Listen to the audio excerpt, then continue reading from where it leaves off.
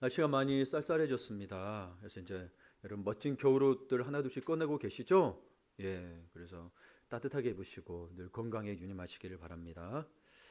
여러분 어릴 적에 풀밭이 있었습니다. 그렇죠? 지금처럼 막 도로가 많거나 그러지는 않았는데 요즘에 또 공원에서도 뭐 잔디가 많아져다 보니 보이지는 않지만 어릴 때 풀밭에 가면 뭐가 많았냐면 클로바가 많았습니다. 일명 토끼풀이라고 하는 클로바가 많았는데 거기서 네잎클로바가 행운을 준다며 몇 시간씩 쪼그려 앉아 열심히 찾는 사람들 자주 볼 수 있었습니다. 그 속에 여러분도 계셨죠? 네, 저도 제가 먼저 찾으려고 눈에 불을 켜고 찾았던 기억이 있습니다. 그래서 어떻게든 근데 5개짜리도 나오잖아요. 그럼 한 개 띄어가지고 가가지고 4개짜리라고 나오고 그랬던 기억이 있습니다. 근데 여러분 네잎클로버가 아니라 세잎클로바의 꽃말이 무엇인 줄 아세요? 행복입니다. 세잎클로바의 꽃말이 행복입니다. 근데 우리 인간은 네잎클로바와 같이 특이하고 이색적이고 놀라운 일을 감사라고 생각합니다. 이렇게 특이하고 막 기적이 일어날 감사로 생각하고 그러다 보니 늘 행운을 따라 살아갑니다. 예. 그러다 보니 세잎클로바 같은 널리고 널린 행복을 간과할 때가 많다는 사실입니다. 예. 원래 세잎클로바가 행복이거든요. 그래서 사실 예초에 해외에서는 세잎클로바가 네잎클로바가 행복을 상징한다는 이야기를 거의 찾아볼 수가 없습니다. 예. 그 말은 뭔 말이에요? 우리나라에서 이 이야기만 퍼졌다는 거죠. 네잎클로바가 행운이라는 거. 그것들에서 여러분 보세요. 이렇게 해서 만들어내는 게 참 탁월한 것 같아요. 한국 사람이. 그렇죠? 빼빼로데이도 만들어내고 블랙데이도 만들어서 짜장면도 먹게 하고 3월 3일 또 삼겹살 데이. 이거 봐봐 진짜 다 만들어내요. 외국에는 없는 것들이거든요. 여하튼 여러분 네잎클로바 같은 드문 행운만 쫓을 것이 아니라 이미 세잎클로바처럼 널려있는 행복을 누리고 살아야 한다는 말입니다. 그렇다면 여러분 세잎클로바가 널고 널렸다면 우리에게도 우리 삶에도 세잎클로바 같은 크진 않지만 정말 작은 행복들이 우리에게 가장 소중한 자산일 수 있다는 거죠. 근데 우리의 욕심 때문에 자꾸 큰 것만을 바라고 기적만을 바라다 보니 우리가 행복을 놓치고 있는 건 아닐까요? 행복은이라면서 평생 미친 듯이 바라고 쫓아왔던 것들이 어느 날에는 그 무가치한 것들이 되어버렸죠. 실제로 여러분 사회적으로 정말 이슈가 됐었습니다만 우리 가장분들 그렇죠? 돈만 많으면 행복할 줄 알았지만 돈을 많이 벌었어도 어느새 가정에서 소외되더라는 거죠. 나이가 차니까 60이 되고 됐더니 우리 가정 돈 버는 건 좋은데 우리를 돌봤냐? 그래서 황혼이혼도 자녀들이 다 자라니까 황혼이혼도 많이 굉장히 늘어났었죠, 그렇죠? 그러니까 여러분 우리 다시 한번 둘러보세요. 사실 여러분이 원하던 가정들이 여러분이 바라던 가정이 아닐 수는 있으나 여러분 솔직한 말로 결혼하기 전에는 옆에 누구만 있어도 그렇죠? 자녀가 없는 분들은 자녀만 있어도 그랬거든요. 근데 어느새 그래도 있어도가 아니라 더 많은 것을 바르게 되면서 어느새 소중하게 여겼던 것들이 볼품없고 하찮게 여겨지더라는 거죠. 그러니 여러분 다시 한번 눈을 돌려보자는 거예요. 볼품없고 하찮게 여겼던 것들이 사실은 주님 그 안에 정말 은혜가 행복이 있었다는 거죠. 그러면서 우리는 믿는 자로서 주님이 그 안에 가득해 주신 행복한 은혜를 발견해야 되는데 하나님이 주신 거는 주님이 주신 건 발견이 못하고 늘 우리의 욕심 때문에 안 된 것들만 바라봤다는 거죠. 여러분 다시 한번 여겨보십시오. 그 은혜를 발견하기 위해서는 행복한 은혜를 발견하기 위해서는 뭐를 먼저 마음에 가져야 되냐면 첫 번째 뭐냐면 권리라고 여겼던 것들을 은혜임을 알아야 됩니다. 대표적인 게 남편과 아내들이 서로 권리란 게 있잖아요. 근데 그게 은혜란 사실을 알아야 됩니다. 권리를 따지게 되면 기대에 않지 않으면 다 다툼이 되고 맙니다. 여러분 먼저 오늘 말씀 보게 되면 우리가 지금 새벽 기도와 소그룹을 통해서 여러분 출애굽기를 계속 보고 있죠. 근데 430년 동안 애굽의 종노로 하던 이스라엘 백성이 사실 그들의 힘으로는 스스로 힘으로는 애굽을 탈출해서 자유를 얻는 것은 불가능했습니다. 그럼 누가 하신 거죠? 누가 하신 거예요? 하나님 하신 거죠. 그렇죠? 하나님 하셨다고 말하지 못하면 안 믿는 겁니다. 성경을. 10가지 재앙으로 애굽을 치시고 홍해를 갈라 그들을 애굽으로부터 벗어나게 하셨습니다. 죄와 사망의 권세 아래 애굽에 종속되었던 그들은 이제 하나님께 속한 백성이 되어 가나안 땅을 향해 걸어가게 되었습니다. 여러분 애굽에서 종했을 때는 여러분 종을 했을 때는 여러분 소망을 가질 수가 없어요. 그냥 노예로 살아야 돼요. 노예로 살아야 돼요. 나올 수가 없어요. 그러나 거기서 하나님에 속한 백성이 되어서 소망을 갖게 됐다는 거죠. 그리고 가나안 땅을 향해 걸어가게 되었습니다. 근데 가나안 땅을 걸어가기 위해서 또 어디를 거쳐야 되냐면 외롭고 척박한 광야에 40년을 거기서 견뎌야 됐는데 사실 호락호락하지 않았죠. 부족한 것 투성이었습니다. 그러나 그들이 정착할 수 있는 소망이 있는 가나안 땅이 있었기 때문에 그들은 완벽하지 않은 환경에서도 때로는 불평했지만 감사하며 노래할 수 있었습니다. 그래서 이 출애굽은 우리에게 지금 어떤 의미냐면 우리가 그럼 광야로 지금 저기 아라비아에 있는 광야를 가야 되냐 그런 의미가 아니고 죄의 종으로 있었던 그러니까 죄의 종으로 애굽에 있었던 우리는 죄의 노예가 되었었던 지난주 우리 로마서 6장에 있는 말씀처럼 뭐요? 죄의 종이었던 주인이 누구였던 거예요? 죄였던 거죠. 죄였던 우리는 종이었는데 우리의 의의 종으로 인도하는 여정이라는 거죠. 이 광야는 그리고 가나안으로 가는 여정이 이제 성도들 하나님의 백성으로 돼서 살아가는 삶의 모형이라는 거죠. 가나안 땅에 들어가기 위해서는 뭐 해야 됐었어요? 영적 전쟁을 치러야 됐죠. 에베소서 6장에 있는 자들에게는 믿는 자들에게 하는 이야기예요. 우리들은 영적 전쟁을 치러야 된다는 거죠. 네. 우리의 힘과 능력으로는 도저히 구원받을 수 없고 죄와 사망에 놓였던 우리를 하나님께서 건져주셨습니다. 스스로의 힘으로는 가능성 제로였던 우리에게 전적인 은혜를 베풀어서 천국 백성 삼으셨다는 거예요. 이게 진짜 은혜인데 우리는 우리 원하는 게 안 되니까 한숨이 나오더라는 거죠. 사실 여러분 영생을 가진 것만으로도 여러분 어마어마한 영생이 사실 전부예요. 여러분 다른 거는 다 가지고 갈 수가 없어. 다른 걸로 천국에 갈 수가 없어. 이 주님 예수 그리스도 보혈로 영생을 얻은 걸로 가는 건데 그것은 너는 감사가 안 나와. 감격이 안 나고 뭐요? 내가 배고프면 밥이 있어야 감사가 나오고 내가 돈이 있으면 돈이 있어야 감사가 나오고 내가 외로우면 짝이 있어야 감사가 나오고 물론 그것도 감사합니다만은 진짜 감사는 우리가 구원받음의 감사가 그 은혜의 감사가 진짜 있어야 되는 거예요. 그래야 다른 게 감사가 됩니다. 안 그러면 만족이 안 됩니다. 여러분. 만족이 안 돼요. 하나님 믿고 그래서 우리는 하나님 믿고 그분의 백성이 되면 막 전도할 때 보게 되면 야 하나님 다 복 주실 거야 했다 보니까 그분의 백성이 되면 모든 것이 풍족하고 완전하게 갖추어질 것으로 생각하는데 그럼 성경을 처음부터 끝까지 다 봐보십시오. 결코 그러지 않습니다. 그렇죠? 우리의 삶이 뭐라고 얘기하냐면 나그네 삶이라고 하는데 나그네 삶은 무조건 고됩니다. 여러분이 돈 주고 좋은데 온천도 갔다 오고 했어요. 그러나 뭐요? 갔다 와서 집에 오면 뭐라 그래요? 집이 최고다. 네, 그런다 아니 거기가 안 좋았다는 의미가 아니에요. 그렇죠? 우리의 몸과 마음이 제일 편한 데가 라는 건 집이라는 거예요. 나그네 삶은 어쨌거나 나가면 고되다는. 그래서 우리 인생은 여기 이 땅에서 살면 나그네 삶이거든요. 잠깐 머물다 가는 삶이. 그래서 여러분 힘든 거예요. 여기서 영원히 사는 게 아니기 때문에 그래요. 잠시 살다가 있기 때문에 힘들어요. 누구 때문인 것 같아도요. 사실은 뭐요? 누구 때문에 없어도 힘들어요. 여러분 그렇게 따지면 여러분 혼자 삶을 가장 편해야 되잖아요. 근데 혼자 살아도 힘들어. 누구 때문에가 아닌 거예요. 사실. 우리 인생이 나그네 삶이어서 그런 거예요. 네. 이런 나그네 삶은요. 늘 부족하고 처량하고 힘듭니다. 그래도 소망을 가질 수 있는 것은 하나님께서 이런 삶을 버틸 힘과 은혜를 반드시 공급해 주시기 때문입니다. 이게 없다라면 여러분 진짜 세상 사람처럼 술에 빠지든지 도박에 빠지든지 마약에 빠지든지 뭐 다른 거에 빠져서 살아가야 돼요.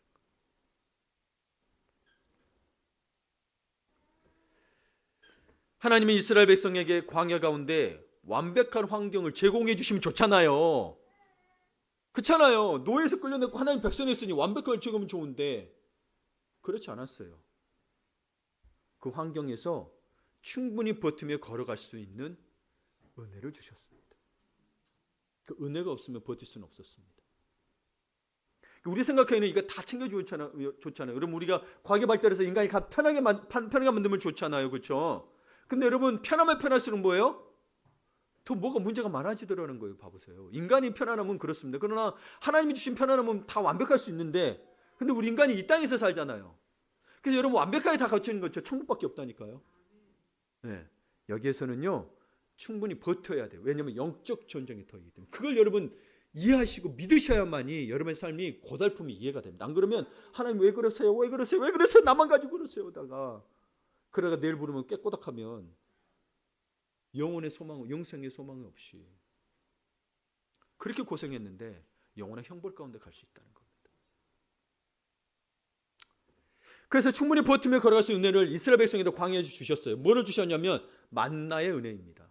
만나의 은혜예요. 근데 오늘 본문에 보니까 백성들이 만나에 실증을 내고 있습니다. 뭐 여러분 오늘 설교가 더 길어진 게 보면 다음에 메추라기 고기 달라고 하는 게 나오거든요. 메추라기에 대한 것도 나오는데 메추라기 뭐 그릇도 있다고 칩시다. 근데 만나에 실증을 내고 있습니다. 아무것도 없는 황량한 광야 한복판에서 장정만 60만 명, 인구 200만이 넘는 엄청난 규모의 회중이 한 번에 먹을 것을 구할 가능성은 전혀 없습니다. 한 끼라도. 그럼 거기는 농작물도 키울 수가 없잖아요. 그렇죠? 뭐 할 수가 없어요. 먹을 거 발견했다 쳐도 200만 명이 다 먹을 수 있을까요? 안 됩니다. 근데 만나를 늘 주셨거든요. 근데 그것들을 실증을 내고 있습니다. 하나님은 아침마다 만나를 내리셔서 그들이 별 노력과 수고 없이 가져다가 음식을 만들어 먹도록 하셨습니다. 그래서 8절을 보게 되면 여러분 보세요. 뭐 삶기도 하고 뭐 빻기도 하고 그랬어요. 여러분 그냥 갖다 먹은 게 아니라 요리해서 먹었어요. 사람들 참 그렇죠? 그냥 먹는 게 아니고 요리해서 먹었어요. 근데 여러분 이스라엘 백성을 구원해 주신 것으로 그치지 않고 그들이 가나안 땅에 들어갈 때까지 40년 동안 만나로 공급해 주셨듯이 하나님은 우리에게도 우리가 천국 가는 그 순간까지 나그네 같은 삶을 충분히 버텨낼 수 있도록 힘과 능력의 은혜를 만나처럼 매일 공급해 주십니다. 여러분 진짜 그래서 살아가고 있는 거예요. 그래서 기뻐할 수 있는 거고 그것만으로도 여러분 안 그러면 다른 세상 사람들 잘 살고 있는 것 같아도 마음은 공허하고 계속 다른 거 찾고 있어요. 인간은 영적인 존재라 여러분 자기의 마음 의지할 때를 계속 찾아요. 계속 봐보세요. 여러분 안 믿어도 찾아요. 그렇죠? 그러니까 점집도 가는 거고 무당도 찾아가고 그런 거예요. 때로는 여행으로도 풀기도 하고 뭔가 누군가 가서 집에서 만족 못 여러분 뭐 탐정들 이야기 들어보면 왜 불륜이 나냐? 집에서 그것을 못 채워주니까 바람난다고 그러더라고요. 그래서 바람난 여자들이 바람나서 예뻐 마누라보다 더 예뻐야 되잖아요. 근데 마누라가 예쁜 경우가 별로 없대요. 실제 물론 예쁜 사람도 있는데 자기의 마음이 안 채워져서 그렇대요. 물론 근데 여러분 그게 이유가 되지는 않아요. 그냥 그렇다는 건 사람 마음이 안 채워지더라는 거예요. 안 채워지더라고요.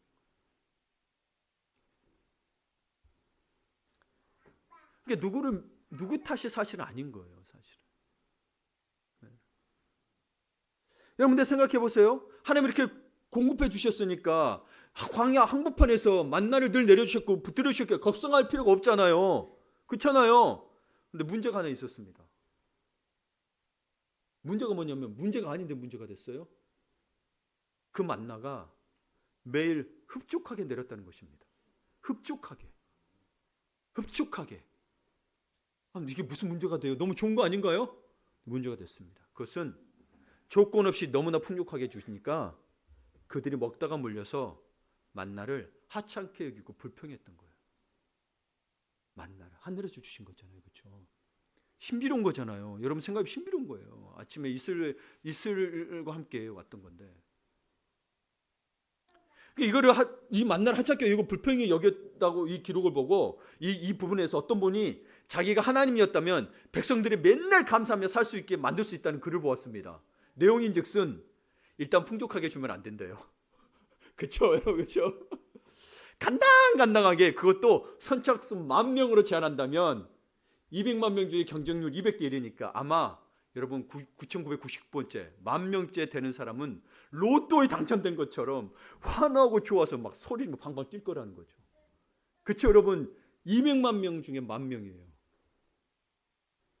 또는 12지파를 다 먹여야 되니까 4조 3교대로 나눠서 3일에 한 번씩 먹게 했다면 와 이거 3일 만에 먹네 하면서 만나를 먹을 때마다 감격했을 거라는 거예요.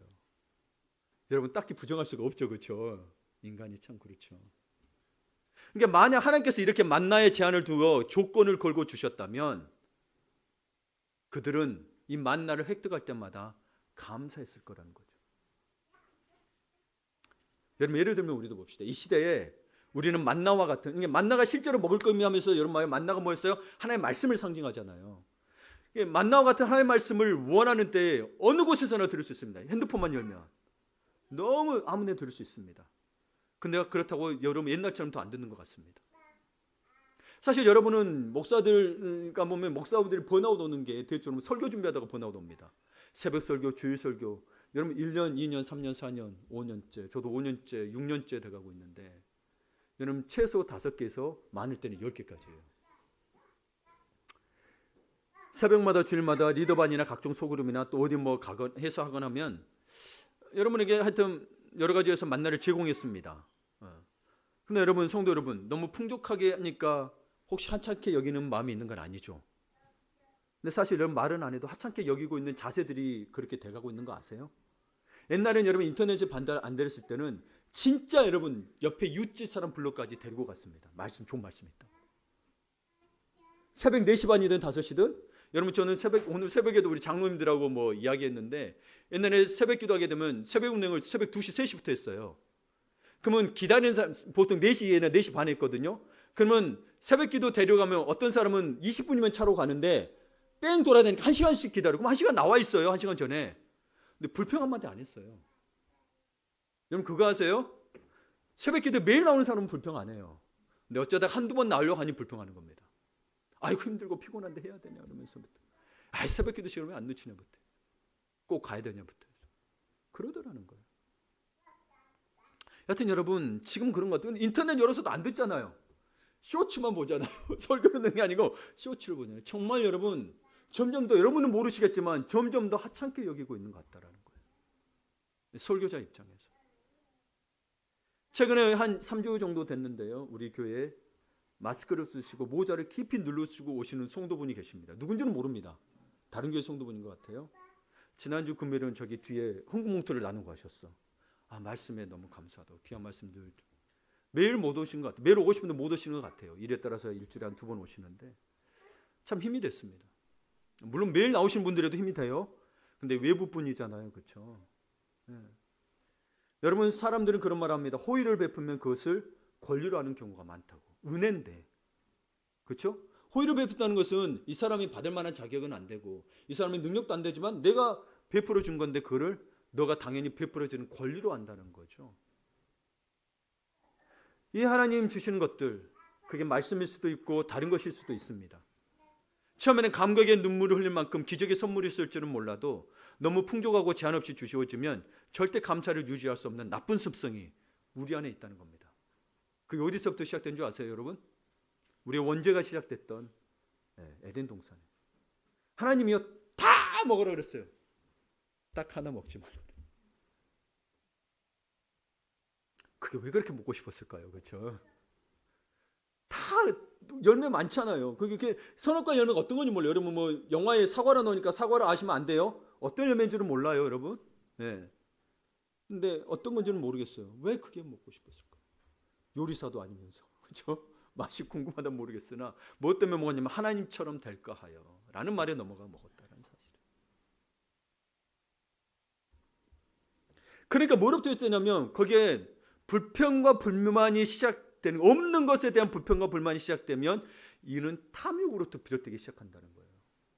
그러니까 선악과도 내가 하나님처럼 안 되니까 불평이 생긴 거예요. 그러니까 마귀의 말에 넘어가지고 뭐요? 먹어버린 거예요. 여러분, 오늘 여기도 그렇다라는 거예요. 네. 이 탐욕으로부터 불평 불만이 시작된다는 거예요. 하나님이 주시는 만나 40년 동안 주니까 감사할 줄은 몰라요. 기적 같은 건데 감사할 줄은 몰라요. 그러니까 아까 어떤 분이 그림 맞죠, 그렇죠? 여러분, 선착순으로 주게 되면 우리 군대 갔다 오시면 알 거예요. 몇백 명이 되는, 못 되는 몇백 명 훈련 받는데 거기서 선착순 10명 뽑아요. 딱 오잖아요. 그러면 거기서 10명 딱 돼요. 그 다음에 5명, 그 다음에 3명.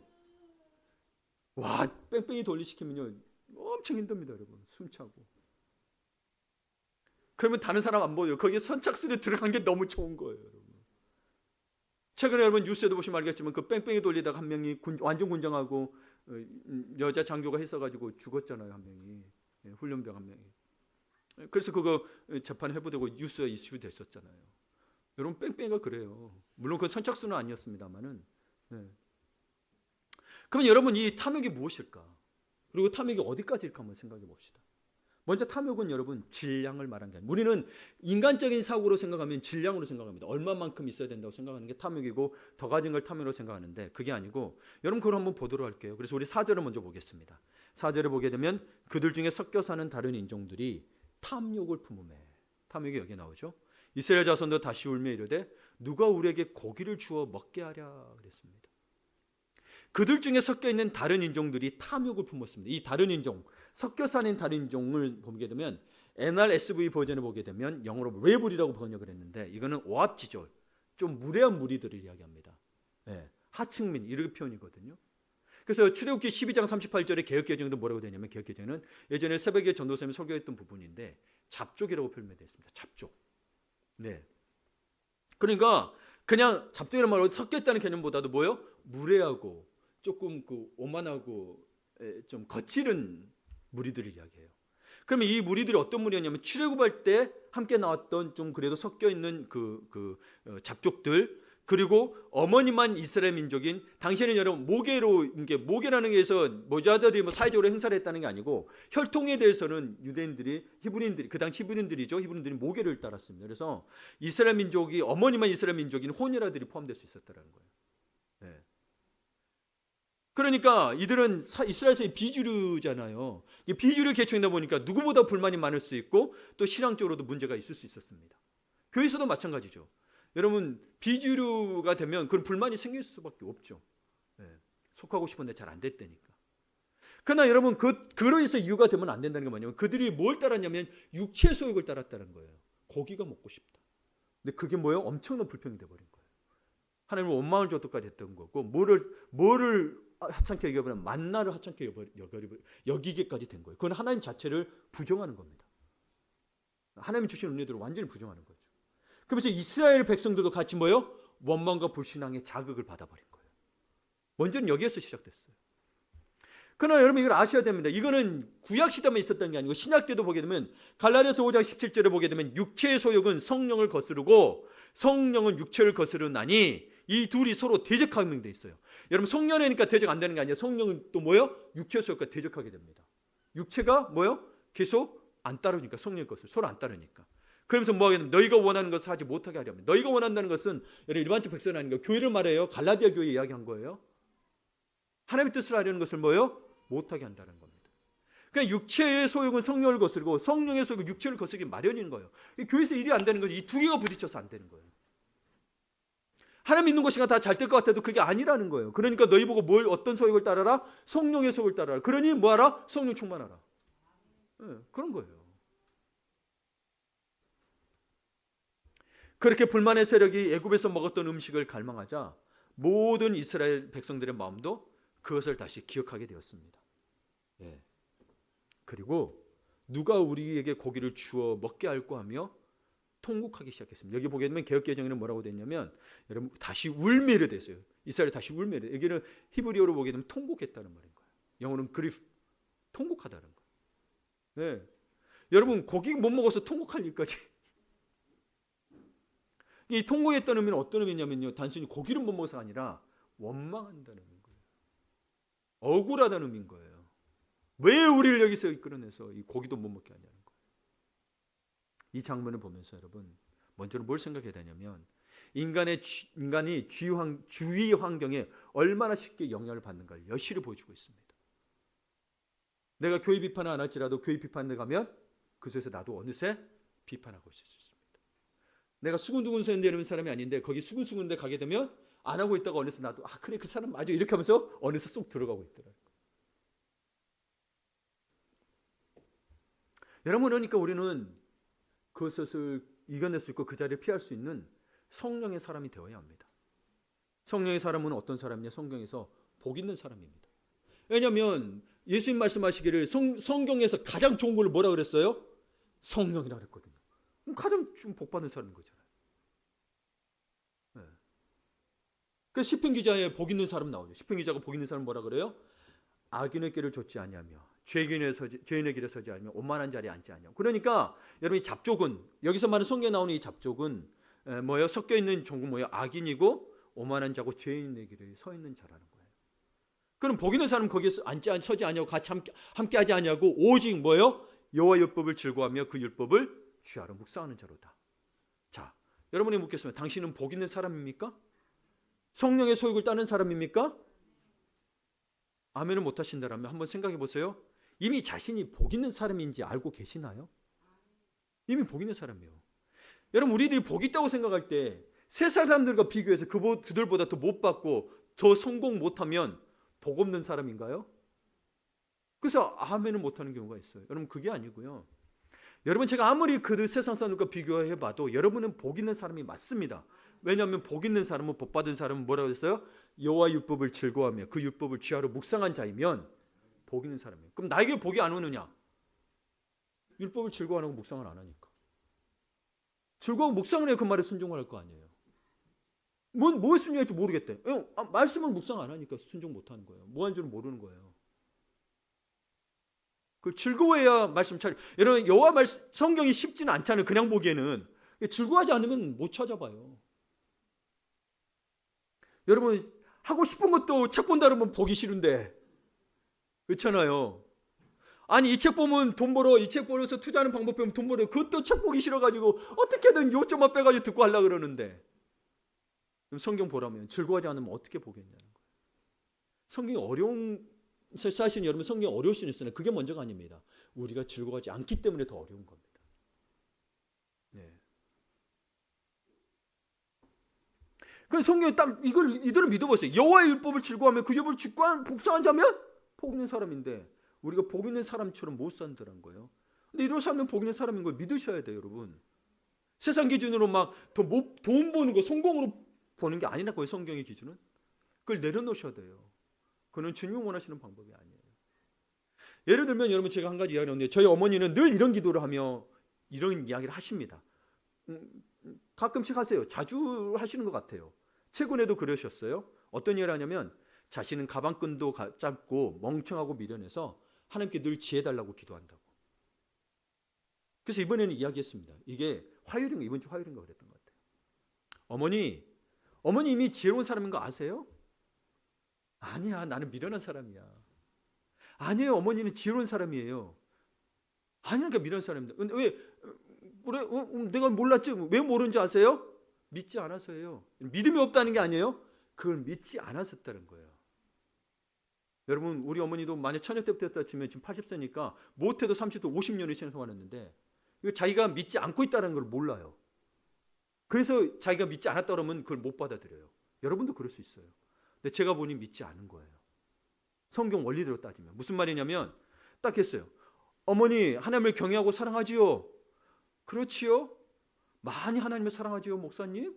저기도 목사님이라고 그러거든요. 많이 사랑해요. 그러면 봐보세요. 하나님 말씀에 여호와를 경외하는 것이 지혜와 지식의 근본이 됐으니까 어머니 여호와를 경외하고 사랑하잖아요. 그럼 어머니 이미 지혜로운 거라니까요. 만약 어머니가 말한 지혜가 세상의 지식을 많이 아는 거라면 책을 많이 보시면 돼요. 여러분이 원하는 그 지혜라면 책을 많이 안 보고 자유 지혜 안 된다 그러지 마시고 하나님이 성경도 다 기록하게 하는데 우리는 자꾸 잊어버려요. 그걸 봐도 잊어버려요. 그게 전공이어도 잊어버려요, 여러분. 자꾸 봐야 되는 거예요, 그거는. 그렇게 인간이 구조가 그렇게 창조하셨어요. 그렇다면 만약에 그걸 또 깨닫게 해달라는 지혜를 달라면 좋죠. 깨닫게 해달라는 지혜. 그렇다면 좀 다른 문제는 됩니다. 그러나 여러분 봐보세요. 사도 바울이 말하기를, 그럼 제가 이야기했어요. 그럼 예수님 아시죠? 복음에 대해서 다 알아. 사도 바울이 말하기를 예수를 아는 지식이 가장 고상하다고 했어요. 어머니는요 서울대생도요 연대생도 하버드생도 모르는 가장 뛰어난 지식을 알고 있는 지혜로운 자라니까요. 여러분 그런 자라니까요. 여러분 그걸 믿으셔야 되는데 이게 안 믿었던 거니까 여러분 모르는 게 아니고 그걸 몰랐다는 게 아니고 이미 들었고 다 알았어요. 알고 계세요. 제가 많으니까 알잖아요. 근데 안 믿었다니까요. 그래서 내가 지혜로운 자 아니라고 맨 지혜 달라고 기도하는 거예요. 안 믿어서 그런 거라니까. 여러분 예수님을 안 믿는다는 게 아니고 그 말을 안 믿는 거예요. 그러니까 성경 공부하는 여러분 공부가 아니고 표현이 성경 공부인 거지. 여러분 그거는 진짜 성령이 깨닫게 안 해주시면 목사도 몰라요. 그러니까 목사도 보니까 뭐 신천지 중앙일보 신천지 딱 이렇게 화면에 산면에 중앙에 근데 거기 보면 딱 기록됐어요. 아 정동교회 목사들 와서 이 세미나 듣고 있다고. 사진도 찍어놨어. 그러니 여러분 성령이 안 열리면요 제가 공부 많이 했다고 사라지는 게 아니라니까요. 방법을 많이 한다면 알 수 있겠죠, 그렇죠? 방법대로 안 하면 그거는 또 여러분은 어떠신가요? 정말 하나님을 믿는다면 하나님 말씀도 믿고 계신가요?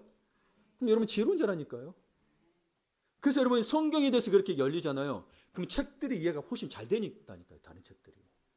그거 공부하려면 진짜 머리골 깨지잖아요. 근데 성경을 읽어보니까 늘 기도하고 봐. 그러면 이해가 돼. 어느 날 이해 안 되는 게 또 이해되기도 하고. 안 되면 두 번, 세 번도 봐요, 여러분. 바로 한 번 보면 여러분 진짜 천재인 거예요. 그런 사람 흔치 않아요. 근데 다들 한 번 보고 이야기를 원하죠. 여러분 그건 욕심이라니, 그건 탐욕이. 그러면 책 안 봐지는 거예요. 한 번에 안 봤으니 이해 안 되니까. 한 번에 이해되면 대단한 사람인 거예요, 그 사람. 근데 그냥 그렇게 됐을까요, 처음부터? 그러진 않아요. 그럼 본문으로 돌아와서 예수님은 교회 안에 알곡만 있는 것이 아니라 가라지다고 있다고 말씀하셨어요.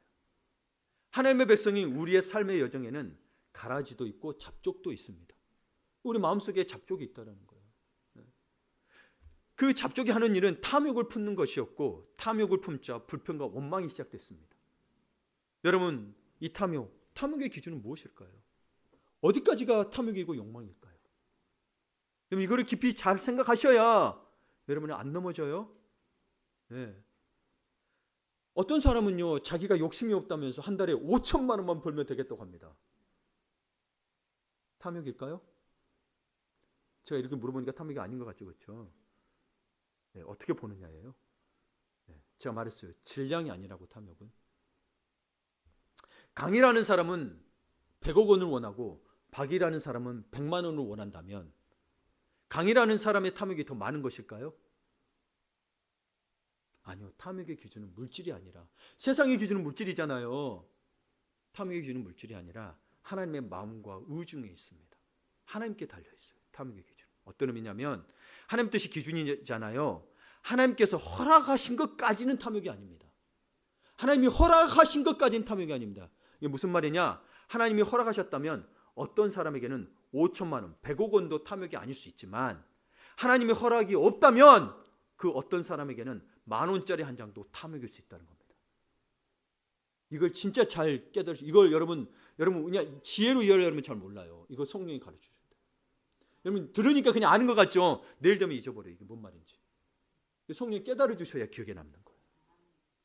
이게 지시로 하게 되면 안 남아. 네. 뭔 의미인지 생각하다가 잠들어 버려요.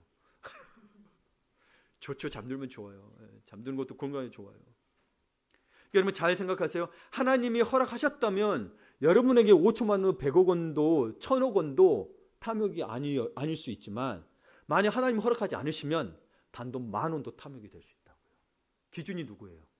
하나님이죠. 하나님의 허락이 기준인 거예요. 근데 우리는 늘 우리 기준으로 보죠. 아이고 저 사람 욕심도 많이 가졌네, 좀 나눠주지. 하나님이 허락하셨다면 욕심이 아니죠. 근데 여러분 그러니까 뭐예요? 우리 하나님이 허락하시면 벗어난 탐욕을 버려야 된다. 여러분 마음에 기도하는데 구하는데 하나님의 허락하시면 벗어난 탐욕을 버려야 된다는 거예요. 버려야 더 큰 걸 얻을 수 있다는 거예요. 우리 욕심대로 버려. 하나님 어차피 버려도 주실 거, 탐욕을 품어도 주실 거, 품어도 주세요라고 한다면은 그분은 하나님이 아닌 거죠. 그렇죠? 결과적으로 같을 수 있으면 하나님은 아닙니다. 근데 우리 탐욕이 쉽게 내려지지 않죠. 네. 그러니까 여러분 생각해 보세요. 로또가, 사실 저는 로또를 나쁘게 보지는 않습니다. 무조건 나쁜 거야 하지 말아라고 여러분 보수교단, 정통교단에서 이야기합니다. 우리 다 장로교에서도 로또 하지 말라고 목사님 이야기합니다. 근데 저는 여러분 만약 일확천금을 노리겠다, 그냥 했다라면 저는 로또를 하지 않는 게 맞다고 봐요. 근데 여러분 특별한 경우 하나님이 로또 한번 사봐라고 할 수도 있잖아요. 그렇죠? 그걸 하나님의 주권이기 때문에 그걸 하나님 안 하실 거라고 저는 하나님을 제한 거고 싶지는 않아요. 하나님의 주권이잖아요. 그리고 모든 거 안에 하나님의 주권이. 그러면 그거는 탐욕이 안 되는 거예요. 네. 근데 로또 자체를 사는 건 다 일확천금을 노리고 있어요. 그리고 하나님의 나라를 위해 산다고 하지만 결국 뭐예요? 그거는 얼마 떼어놓고 하나님 나라에서 산다고 하지만 얼마 헌금하면 돼. 그래서 하나님 사역에 대해서는 생각 안 해요. 얼마 하면 돼요. 근데 뭐예요? 내 차 살 거, 내 옷 살 거, 내 뭐 살 거는 다 구체적으로 생각합니다. 탐욕이라니까. 예. 먼저 그렇다면 하나님 일에 대해서 사역을 뭐냐? 하나님 나라에서 그래 저기 선교사님에게 가서 그래 우물 사역가 내니까 우물도 좀 도와주고 가서 교회도 이렇게 구체적으로 되지 않으면 여러분 다 헌금 넣고 교회 맡기는 거잖아요. 그럼 나는 뭐에 욕심이 있었던 거예요? 내가 쓸 거에 욕심이 있었던 거예요. 아무리 여기에 막 10억을 로또를 맞아서 9억을 한다 할지라도 1억에 쓰는 내 거에 욕심이 있었던 거예요. 말했죠.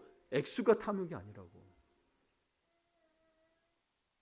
이걸 여러분 이거를 이해를 하시고 이거를 딱 받아들이셔야 여러분 그 재정적 가치관이 바로 세워져요. 많이 버는 게 나쁜 게 아니라니까요, 여러분. 그 잘못 사용하는 게 늘 이야기해요. 잘못 사용되는 게 문제라고요. 그럼 이 탐욕에서 벗어나기가 쉽지 않잖아요. 그럼 벗어나기 위해서 뭘 해야 되느냐? 우리는 늘 감사함이 있는 삶을 살아야 한다는 거예요. 그래서 세 번째로 탐욕에서 벗어나기 위해서 감사해야 합니다. 감사가 쉽지 않아요. 욕심이 생길수록 감사가 쉽지 않다는 거예요. 오늘 하나님이 나에게 허락하신 것을 바라보는 것이 감사예요. 오늘 나에게 허락하신 것. 나에게 허락하지 않는 것에 눈을 돌리는 것, 그래서 잘못된 것을 바라보는 것이 탐욕이에요. 선악과를 보암직도 하고 먹음직도 하고. 그렇죠? 네, 시선이 거리가 멀어져. 오늘 5절에 보게 되면 보세요. 우리가 애굽에 있을 때 같이 읽어볼까요? 우리가 애굽에 있을 때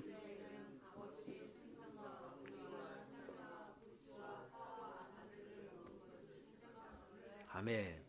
고기와 생선과 오이와 참외, 부추와 마늘이 뭐 대단한 거예요, 여러분. 그렇죠? 여기 명륜친사갈비 가서 그냥 돈 넣고 사면 다 있는 거예요. 별것도 아니에요. 그렇죠? 그런데 이거 무슨 광야예요? 우리가 사 먹는 지금 뭐라는 건 아니고요. 광야에서 하나님께서 허락치 않으신 것이었기 때문에 탐욕이란 거예요. 이게 비싸거나 싸서가 문제가 아니라 하나님이 허락하지 않으셨다는 거예요. 허락하셨다면 이미 주셨겠죠. 그렇죠? 네. 그러니까 여러분, 탐욕은요 유혹에 넘어가는 가장 시작점이에요. 죄를 끊지 못하게 하는 근원이 됩니다. 우리의 탐욕. 그래서 탐욕을. 그러니까 여러분, 제가 가끔 이야기해요. 불교가 그래서 가장 뛰어난 그 철학이다라고요. 종교라기보다는 저는 철학을 보는데, 철학이라는 의미는 뭐예요? 거기가 모든 원인을 욕심에서 찾거든요. 불교도. 그래서 공수를 이야기하는 거거든요.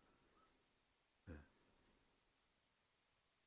그러니까 여러분, 야고보서 1장 14절 15절에서 보게 되면 같이 읽어볼까요? 오직 각 사람이 시험을 받는 것은 자기 욕심에 끌려 미혹 때문이, 욕심이 잉태한 즉 죄를 낳고 죄가 장성한 즉 사망을 낳느니라. 아멘.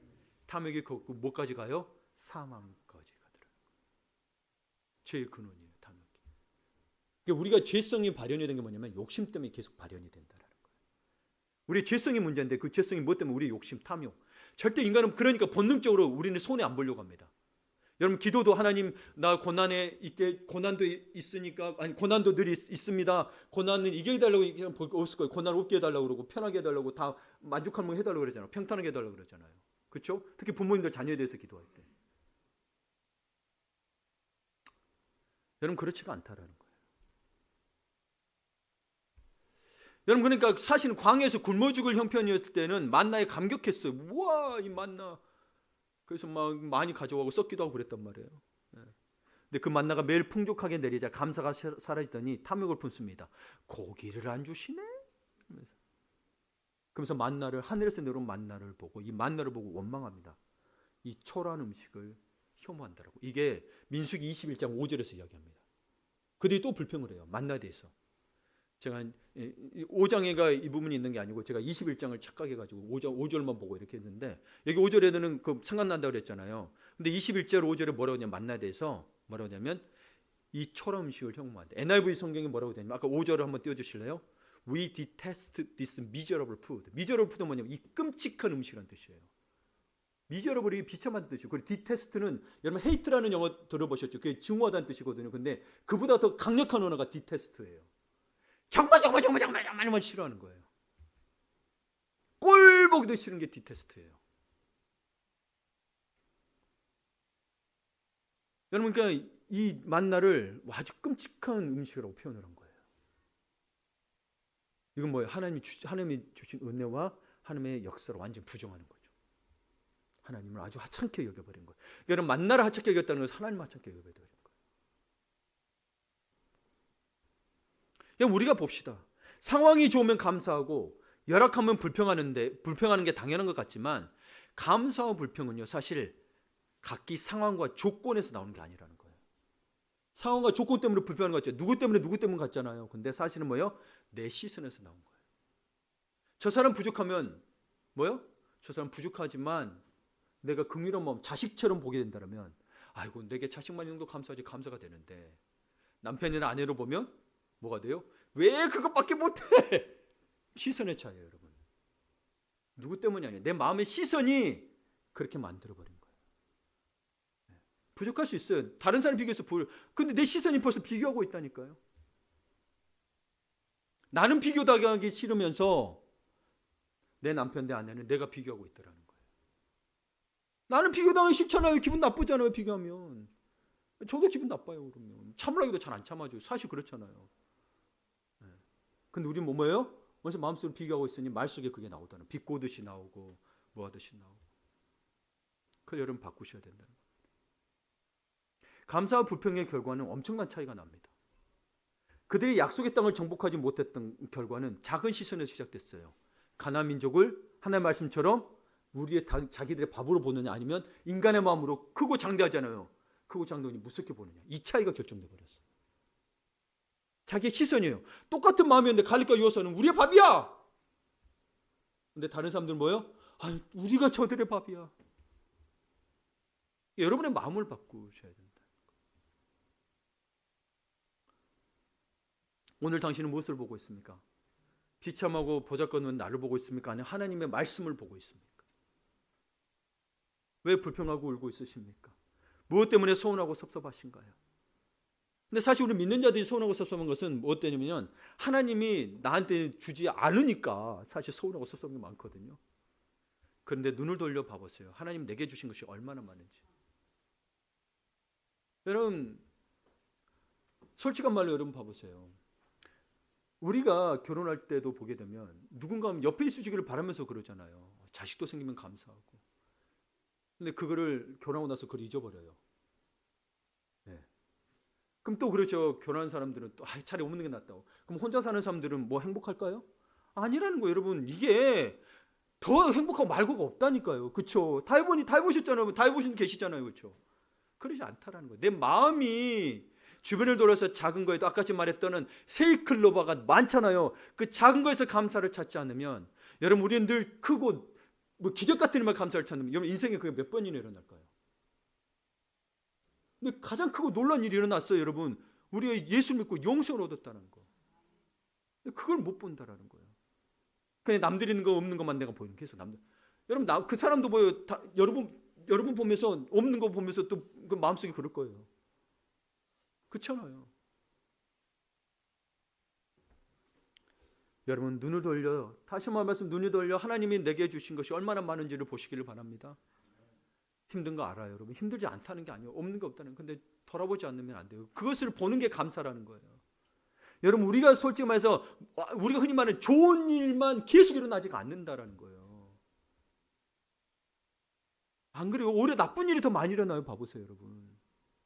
여러분, 원하는 바도 잘 안 돼요. 그런데 그 속에서도 감사를 볼 수 있는 거에 그 작업이 바로 신앙이라는 거예요.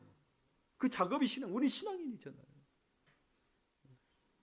하나님께서 아무리 많은 은혜와 복을 주셔도 내게 담을 그릇이 준비되어 있지 않다면 내 것이 될 수 없지 않을까요? 내가 그릇이 준비 안 됐는데. 여러분 같아도 여러분 자식이 흥청망청 다 쓰고 막 예를 들어서 도박하고 마약하는데 저 사람 물려주겠어요? 만약에 있다고 쳤을 때, 있으면 좋겠지만 있다고 쳤을 때 못 준다라는 거예요. 근데 여러분, 성경에서는 하나님은 이미 믿는 자에게 복과 은혜를 풍족하게 주셨다고 말하는 거예요. 아까 말했지 우리 지혜로운 자잖아요. 이미 하나님의 말씀을 묵상하고 즐거운 묵상하면 이미 지혜로운 자인데 그러지 않는다라는 거예요. 이미 주셨다는 뭐예요? 더 큰 복과 은혜를 구하기보다, 이제는 여러분 구하기보다 내가 복을 담을 그릇을 더 크게 만들면 좋겠는데 자기의 성품과 자신의 신앙은 성장시키지 않고 이것을 주면 성장하겠대. 그게 말이에요, 밥이에요? 여러분도 알잖아요. 그게 앞뒤가 안 맞다는 거 아시잖아요. 네. 생각해 보세요. 이미 그게 뭐 달라고 구하기보다 내가 구하는 것도 있잖아요. 그걸 담을 만한 그릇이 좀 돼보라는 거예요. 그릇이 안 되는데 줘도 못 받더라는 거예요. 내가 막 100억 주면 하나님 나라에 쓸 것 같죠. 근데 봐보세요. 벌써 100억 있으면 여러분 다른 거 있다는 거. 그 그릇은 여러분 스스로 알잖아요. 네.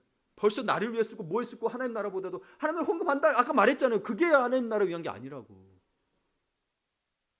네. 말씀. 그러니까 여러분 뭐냐면 그 그릇을 키우는 방법이 뭐냐면 감사가 커지는 거예요.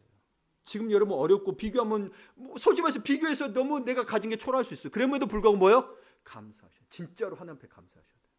그조차도 감사하셨을 때 여러분의 그릇이 커지는 거예요. 네. 저도 더 감사해야 되는 마음이 들어요. 정책 당하면서 제가 많이 예민해진 것 같아요. 더 잘하고 싶은 마음에 이게 은혜로 안 보고 일로 보면 저도 힘든 거예요. 그러면서 아이고 주야 저도 아이고 감사가 없구나. 그러니까 그러므로 감사의 그릇을 키우려면 지금 나에게 주어진 것, 나에게 있는 것을 바라보는 것부터 하나님이 주신 은혜부터 시작돼야 됩니다.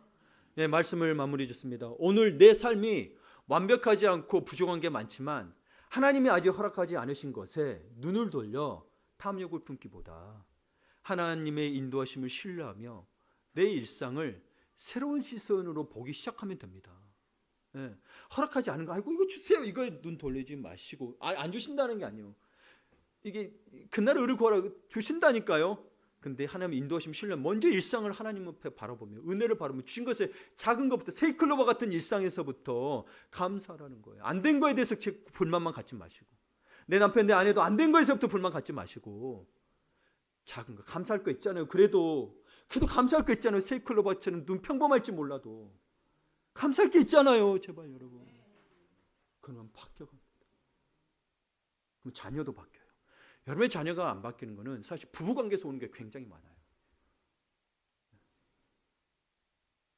그래 여러분, 우리가 자유대한민국에 사는 것도 그리고 예배 드릴 수 있는 것도 코로나 때 마음대로 못 드렸잖아요. 그렇죠? 속속히는 자녀가 있는 것도 여러분 그게 있는 게 기적이라는 걸 아셔야 돼요. 뉴스 보면서 안 느끼세요? 여러분 세월호 사건 보면서 여러분 자녀들 여러분 거기 한번 대입 안 시켜봤어요? 여러분 당하면 어떻겠어요? 물론 여러분 죄송합니다. 우리 그래 안 당해서 죄송하지만 여러분 생각해 보시라는 거 얼마나 마음이 아프고 힘들겠냐. 그런 일이 일어나서 거기서 살아나야만이 기적 같은 일이 아니라 오히려 그런 일이 안 일어나는 게 여러분 평범한 게 더 기적이라는 거예요. 한 번의 순간이 생명까지 앗아간다. 그러니까 여러분 이것에 지금 모든 것이 감사로 이어진다면 감사의 그릇은 넓어지고 그 안에 담기는 복과 은혜는 더 많아질 것입니다. 아멘.